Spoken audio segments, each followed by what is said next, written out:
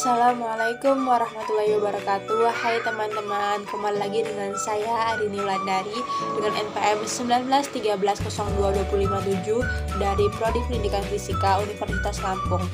Di sini video saya kali ini untuk memenuhi tugas UTS Pendidikan Kepramukaan tentang mewawancari seseorang yang menginspirasi bagi saya. Oke teman-teman, kali ini saya akan mewawancarai teman saya dari Universitas Lampung juga, dari Unila, yaitu Muhammad Pandu Wibowo dari Teknik Mesin 2019 Universitas Lampung. Dia ini lahir di Prisewu 14 Juni 2001 dengan asal sekolahnya SMK Kiai Haji Wali Prisewu. Oke, lanjut teman-teman, kita lanjut ke percakapannya aja ya. Disimak baik-baik.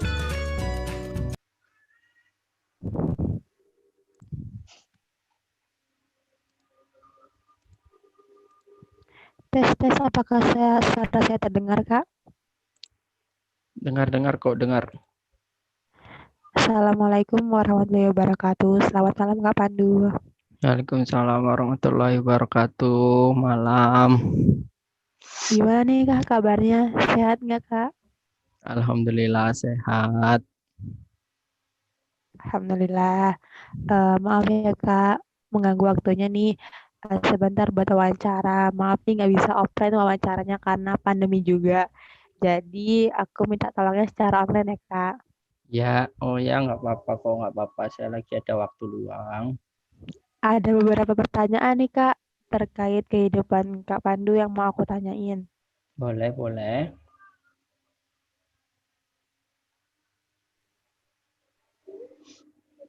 Apakah suara saya terdengar? Dengar.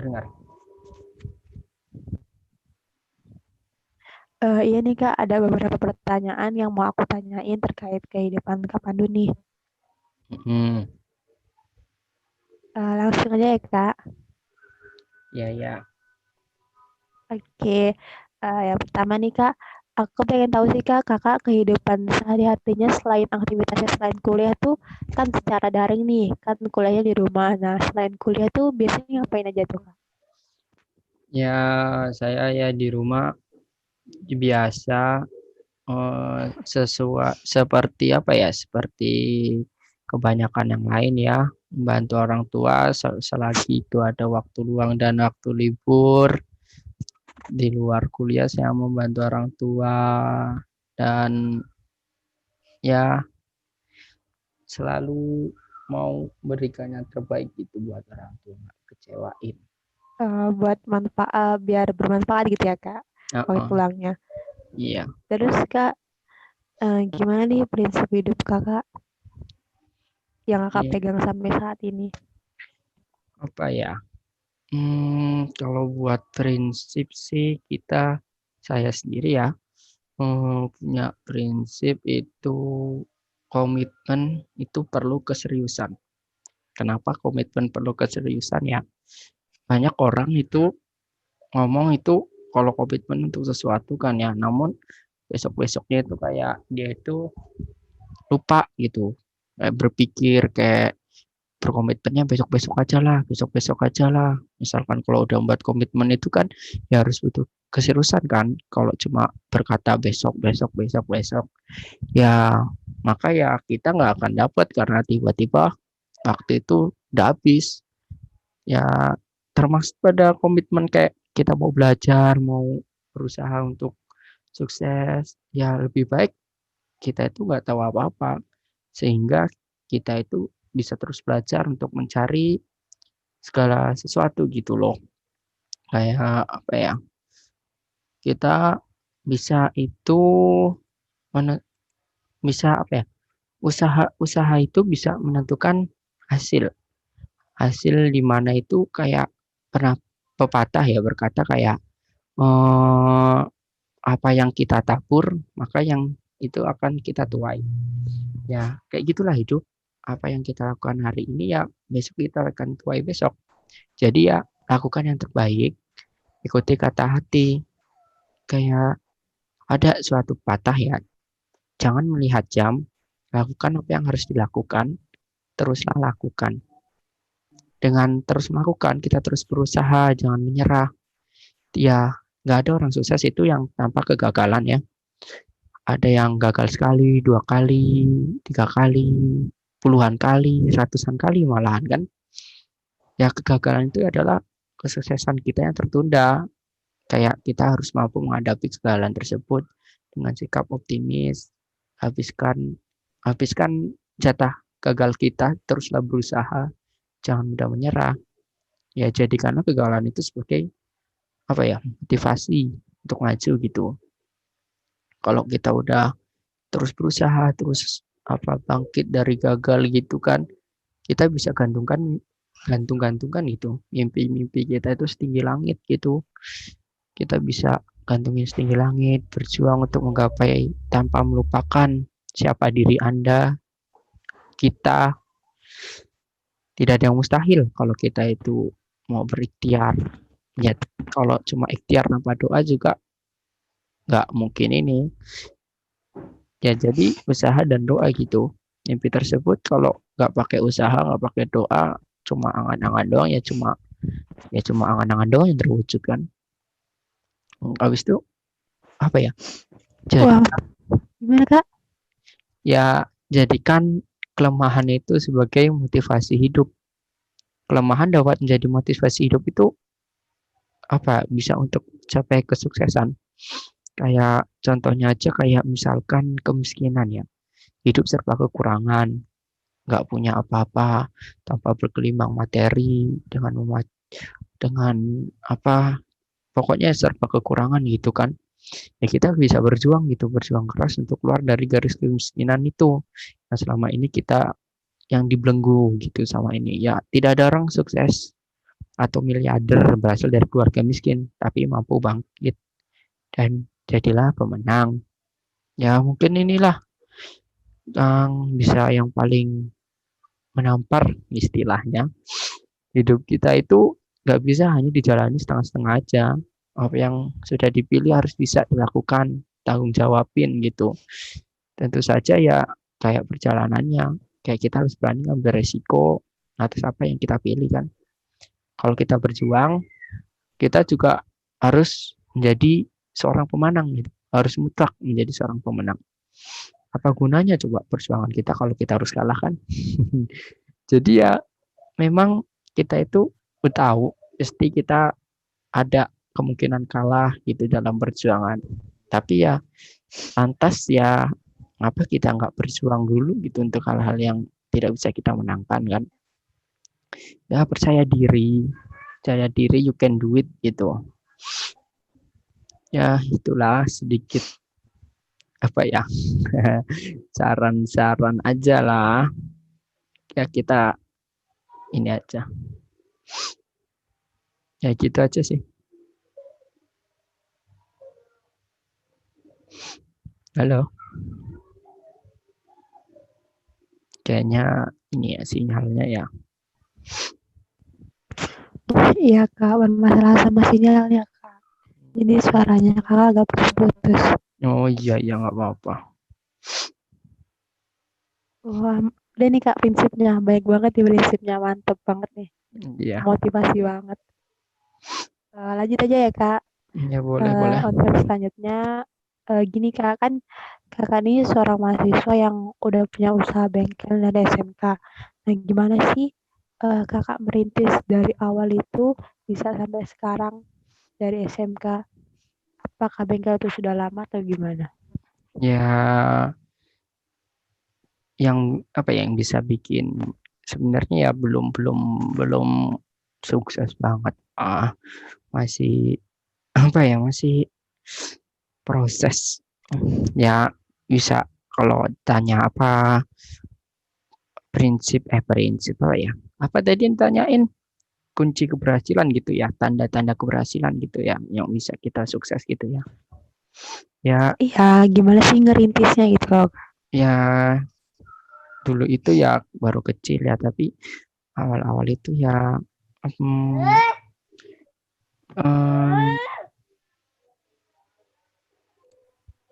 halo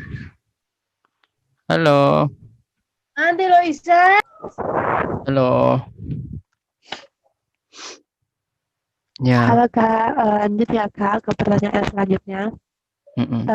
Kak kan udah mulai usaha nih, usaha bengkel dari SMK atau dari sebelumnya nih sampai sekarang tuh. Nah, terus tuh gimana sih Kak awal merintisnya itu sampai bisa berkembang sampai sekarang? Ya bisa berkembang itu ya apa ya dulu itu aku itu belajar dari kegagalan yang terjadi gitu kan. Bisa lakukan evaluasi gitu, bisa lihat diri sendiri dengan jujur, apa ya, lakuin perbaikan lah untuk setiap kesalahan yang pernah dilakukan gitu, biar jadi lebih baik lagi gitu kan. Kegagalan dan kesalahan kan yang pernah kita lakukan itu kan kayak kayak guru yang luar biasa kan, kayak seseorang yang belajar dari seseorang ya, kayak belajar dari kesalahan bisa dengan mudah gitu membuat kemajuan yang besar gitu kan. Kayak ya selalu mikir-mikir hal positif karena membangun sebuah usaha itu kan banyak rintangannya kan. Intinya ya selalu yang terbaik meskipun banyak jatuh bangun dalam melakukan membangun usaha gitu. Tapi ya tetap belajar gitu dari kesalahan kuncinya gitu sih. Menurutku belajar dari kesalahan gitu kan. Selalu berupaya untuk memperbaiki diri, kayak nggak usah peduli gitu apa yang dipikirin orang lain gitu atas apa usaha-usaha kita yang kita mau bangun gitu kan. Selalu berpikir positif gitu loh. Terus tuh gimana Kak awalnya bisa buka bengkel itu? Dulu Awal itu merintisnya maksud saya. hal merintisnya dulu itu bengkel tambal ban dulu. Dulu itu sebenarnya warung habis itu karena emang warung di depan rumah samping rumah itu udah ada minimarket gitu jadinya kan ter tersaingi gitu, kalah saing gitu kan kayak dengan Indomaret, Alfamaret gitu, jadinya ya mulai ngerintis buka usaha bengkel gitu kecil-kecilan dari waktu SMP dulu itu untuk membantu meringankan beban orang tua gitu ya Ya, dengan mantap banget Kak. Sampai sekarang ya Kak. iya lumayan biar bisa buat biaya kuliah. Banget banget. Lanjut aja ya Kak. Kakak nih tolong sih Kak kasih tips dan nasihat nih buat aku. Kakak kan menginspirasi nih karena aku juga tuh punya usaha sih kalau usaha kecil-kecilan, tapi kadang tuh bingung sih bagi waktu antara usaha dan kuliah. Terus gimana sih biar kita tetap semangat walaupun kita kuliah, tapi kita juga terus semangat untuk menunjukkan usaha kita gitu. Ya, ya kayak yang aku jelasin di awal tadi kan, kayak kita lakukan yang terbaik gitu, ikuti kata hati, jangan denger orang lain ngomong mau apa yang kita lakukan, kayak terus berusaha, jangan menyerah, kayak memperbaiki kesalahan kita gitu, jadi kelemahan sebagai motivasi hidup. Pokoknya percaya kalau kita bisa gitu. Percaya Percaya. sama diri sendiri ya Kak. Terus Ya. bagi waktunya juga, waktu ya tugas-tugas, waktunya kita berusaha usaha gitu ya Kak. Mm-mm. Yang penting jangan sampai terlalu apa ya kayak pagi-pagi belum sarapan udah pergi gitu. Jangan gitu sih. Ya, ya baik.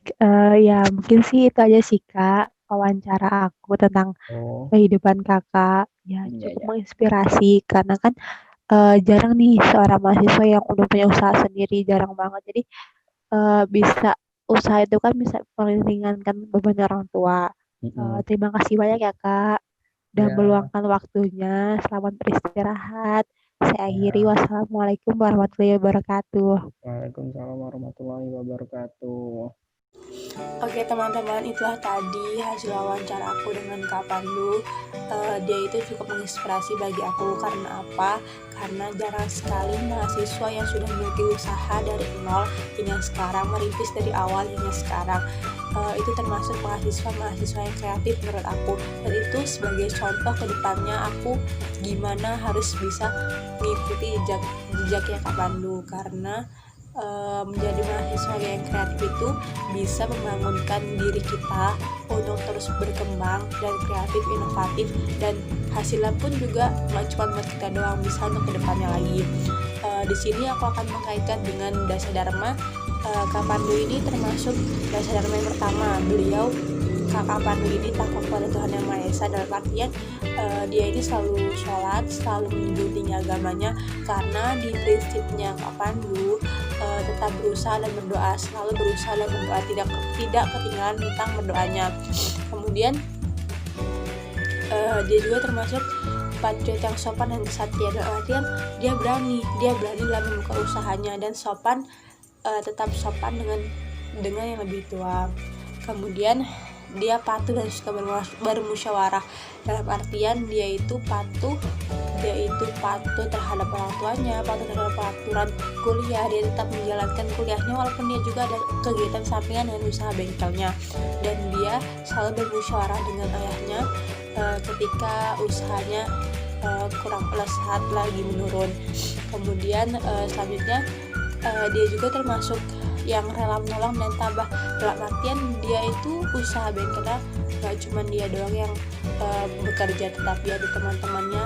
Dia menolong teman-temannya yang tidak memiliki pekerjaan, sehingga direkrut untuk bekerja bareng di usaha bengkelnya.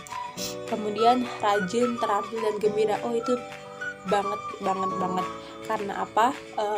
Dengan kerajinan dan keterampilan dia, sehingga dia bisa membuka usaha dari nol, dari keyakinan dia, dengan prinsip dia yang yakin, dari nol hingga sekarang jadilah sudah berkembang bengkelnya.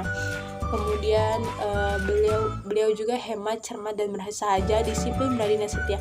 Dalam artian dia ini dalam usahanya berani, nggak takut walaupun dia masih kecil, dalam artian masih muda, masih remaja. Dari SMP dia sudah berani untuk membuka usaha kecil-kecilan dari tambal ban hingga sekarang besar menjadi bengkel yang besar. Kemudian dia juga bertanggung jawab dan dapat dipercaya.